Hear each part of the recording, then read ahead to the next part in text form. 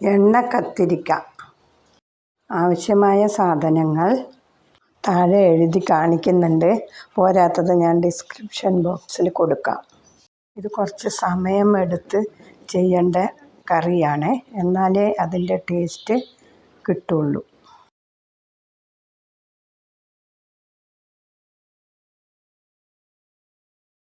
ചൂടായ ചട്ടിയിൽ കുറച്ച് നല്ലെണ്ണ ഒഴിച്ച് കടലപ്പരിപ്പ് ഇട്ട് കുറച്ച് വറക്കുക. അതിനുശേഷം നിലക്കടലയിട്ട് വറക്കുക. നിലക്കടല പൊട്ടി വരുമ്പോൾ അതിൻ്റെ കൂടെ കുറച്ച്, അതായത് 1/2 സ്പൂണ് ഉലുവ ചേർക്കുക. ഇതെല്ലാം മൂത്ത് വരുമ്പോൾ കുറച്ച് മല്ലി ചേർക്കുക. 3 വറ്റൽമുളകും ചേർത്ത് നന്നായി വറുക്കുക. ഗോൾഡൻ ബ്രൗൺ ആവുമ്പോൾ അതിലേക്ക് 4 സ്പൂണ് വെളുത്ത എള്ളിട്ട് അത് പൊരിഞ്ഞു വരണം. അതിനുശേഷം അതിലേക്ക് 1 കപ്പ് തേങ്ങ ചേർക്കുക. തേങ്ങ ചേർത്താൽ നന്നായി വറുക്കേണ്ട ആവശ്യമില്ല. ചീനച്ചട്ടിയുടെ ചൂട് കൊണ്ട് തന്നെ ആ തേങ്ങ വറവാവും. വറുത്തെടുത്ത ഈ കൂട്ട് നന്നായി തണുക്കുമ്പോൾ നല്ലതുപോലെ അരച്ചെടുക്കുക. ചീനച്ചട്ടിയിൽ എണ്ണ ഒഴിച്ച് നേരത്തെ 4ആയി കീറി ഉപ്പ് പുരട്ടി വെച്ചിരിക്കുന്ന കത്തിരിക്ക ചീനച്ചട്ടിയിലേക്കിട്ട് 2 നുള്ള് ക്രഷ്ഡ് ചില്ലിയും ഇട്ട് നന്നായി വഴറ്റുക. കത്തിരിക്കയുടെ ഉള്ളൊക്കെ വെന്ത് നന്നായി സോഫ്റ്റാവും.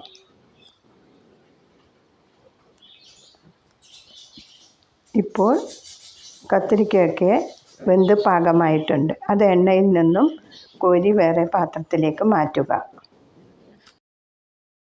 അതേ എണ്ണയിൽ കടലപ്പരിപ്പും കടുകും മുളകും ഇട്ട് വറുത്ത് അതിൽ കുറച്ച് കരിവേപ്പിലയും ഇടുക. അതിനുശേഷം അതിലേക്ക് കുറച്ച് വെളുത്തുള്ളി ചേർക്കുക.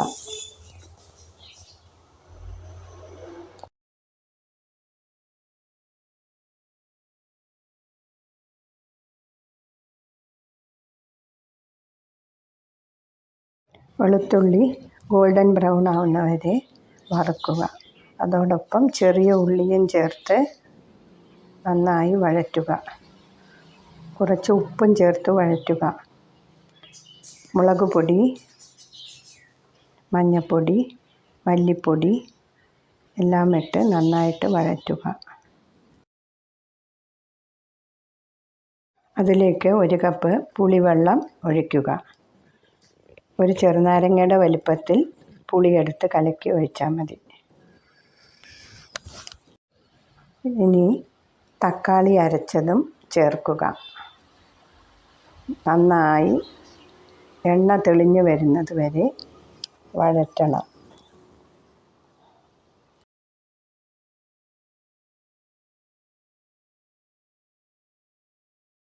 അതോടൊപ്പം 1 സ്പൂൺ സാമ്പാർ പൊടി വേണമെങ്കിൽ മാത്രം ചേർക്കുക, നിർബന്ധമില്ല.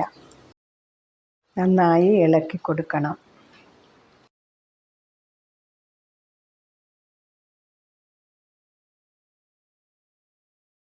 അടച്ചു വെച്ച് എണ്ണ തെളിയുന്നത് വരെ വേവിക്കുക.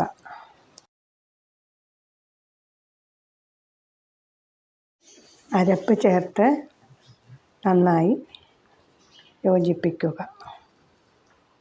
കറി തിളച്ച് നന്നായി കുറുകി വരുമ്പോൾ അതിൽ നമ്മൾ നേരത്തെ വറുത്തെടുത്ത് വെച്ച കത്തിരിക്ക ഇടുക.